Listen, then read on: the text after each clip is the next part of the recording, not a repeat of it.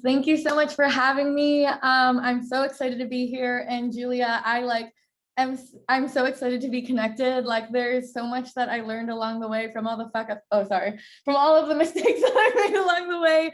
I know way too much about filing for 501c3 status. I did it when I was 16.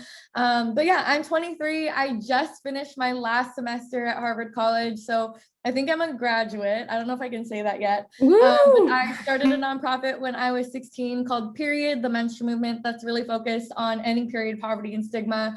I got really passionate about period poverty when I was 16 after hearing the stories of homeless women using toilet paper and socks and brown paper grocery bags, cardboard to take care of their periods, and learned that at the time, 40 states in the US had a sales tax on period products, considering them luxury items. And so basically started mobilizing and again, started with no money, no job experience, no nothing, did a lot of Googling.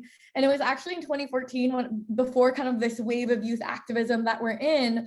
And we just used a lot of social media. And because of that, after our first year, we had kind of expanded from connecting with other young people and journalists around the country who were saying, we've never heard of period poverty. How do we take action in our community?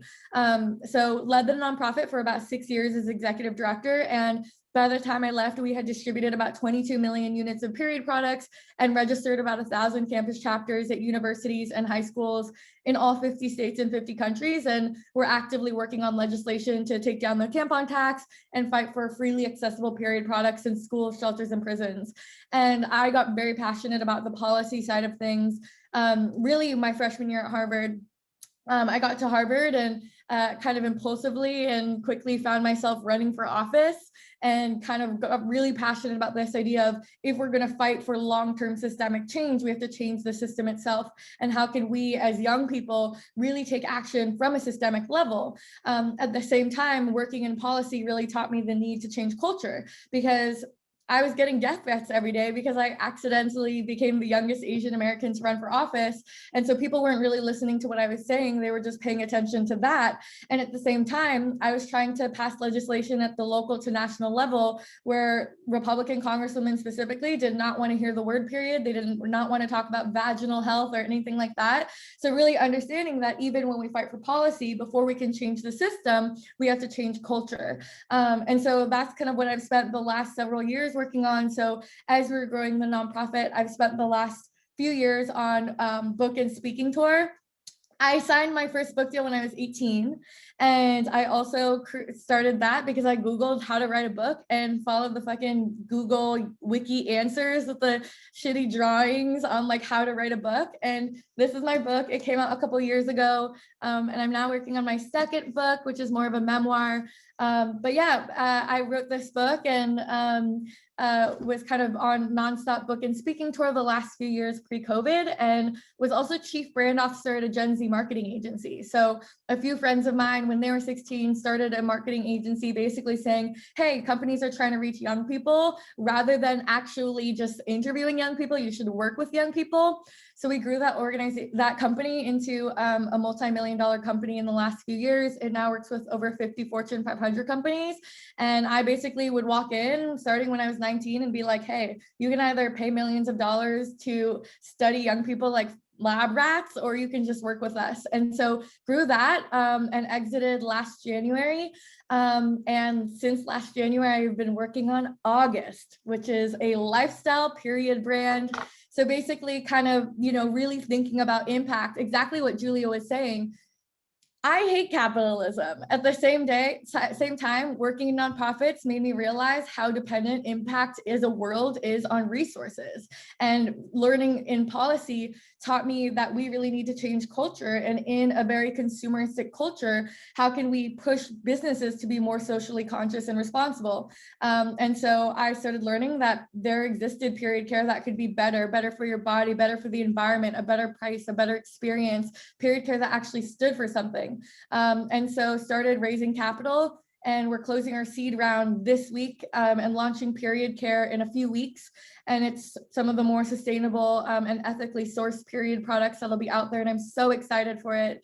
And to be honest, like I am just here to kind of talk about like just going for it, We make a lot of mistakes along the way, but we go for it. We learn from each other.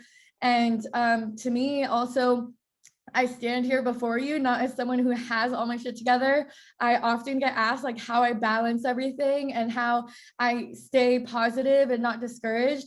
In reality, I am very like I love what I do, but to be honest, like I don't have it all together. Like I'm still learning how to balance everything. Balancing school, there's so many times I wanted to drop out, even through high school. And if I could go back, I would want myself to take care of myself, because I actually spent several weeks in residential rehab last summer from depression and suicidal ideation. And behind the scenes of book tour and balancing all these things, I am diagnosed with complex PTSD and depression and borderline personality disorder. And a lot of that is from growing up with 2 decades of sexual abuse. And so for me, I really come here to say, like, one, I don't want you to hear this and be like, oh my gosh, what am I doing? How do I not know what I'm doing? Because I wake up every day and I literally have no idea what I'm doing. But we get up and we think, okay, we're just going to keep Googling. We're going to learn from each other. We're going to surround ourselves with people who care about us and want to stand behind us. And I promise you that if you DM me on Instagram, even if it's just like, hey, I'm having a bad day, I will respond, because that sometimes that's all you need. And for me, like I am a high functioning depressed person, but like also if dealing with your mental health looks different, if it means taking a rest, sleeping all day, I do that too. I just started binge watching The Circle on Netflix and I'm obsessed, right?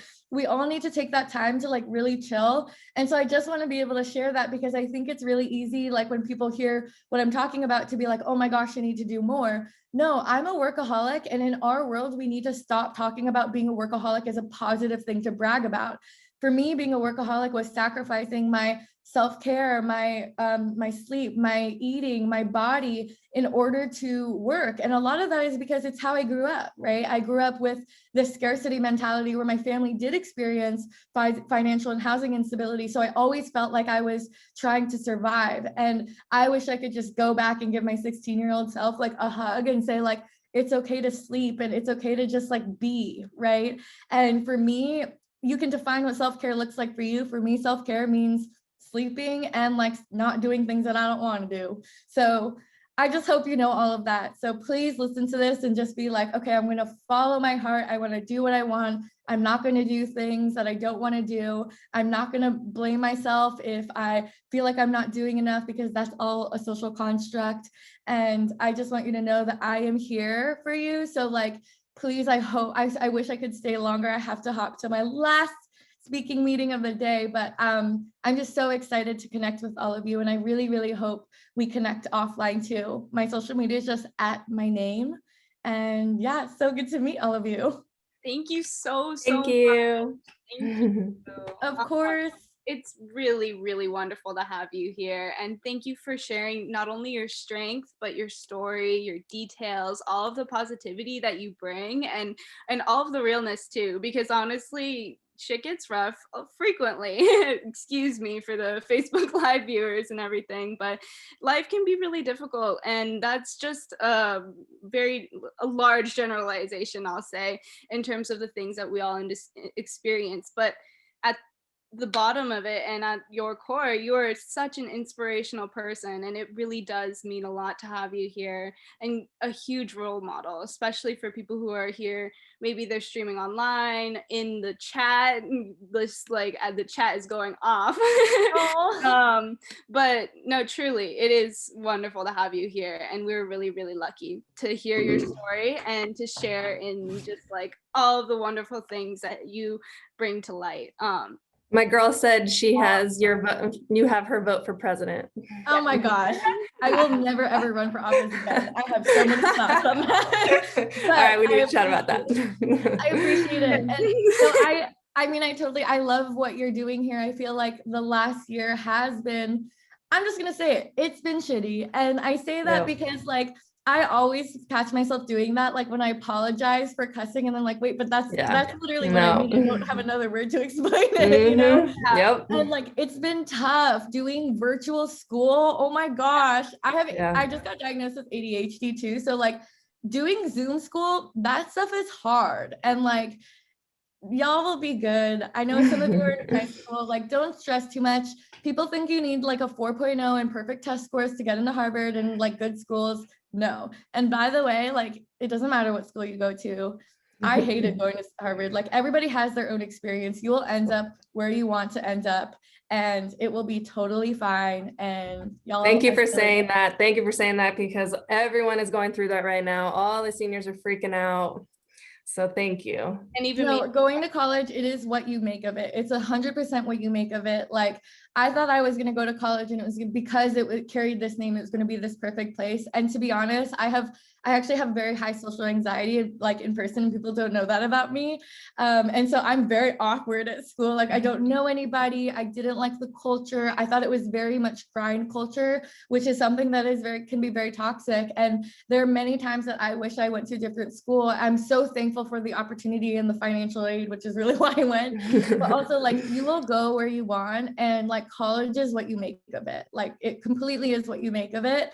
And yeah, if you don't want to go to college, parents are not going to like me saying that, but do you. Yeah. Bye, y'all.